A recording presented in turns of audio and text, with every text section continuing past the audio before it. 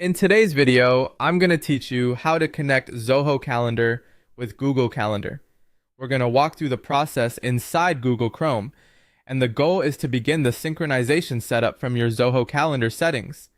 This is a simple task, but it's important to move carefully so everything is connected correctly. To get started, open Google Chrome on your computer and go to Zoho Calendar. Once the page loads, sign in to your account if you haven't already. Make sure you're fully logged in before continuing, because the synchronization options will only be available from within your calendar settings. After you're inside Zoho Calendar, look for the settings area. Depending on your screen size or layout, this may appear as a gear icon or as a clearly labeled settings option. Click into settings and then find the section called Synchronize. This is where Zoho lets you connect your calendar with other services, including Google Calendar. Once you're in the Synchronize section, look for the Google Calendar option. When you see it, click on it to begin the connection process. You should then see an option labeled Authorize. Go ahead and select Authorize to continue.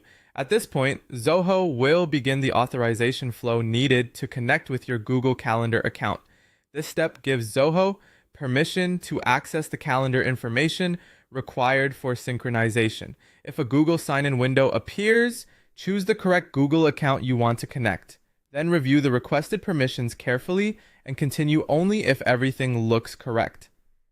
A good tip here is to make sure you're authorizing the same Google account you actually use for calendar events.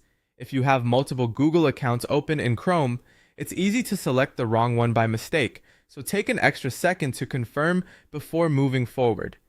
Once the authorization is accepted, the connection between Zoho Calendar and Google Calendar will begin to take shape. From here, depending on your account setup, you may be brought back to Zoho Calendar automatically. If that happens, that's usually a sign that the authorization step was completed successfully.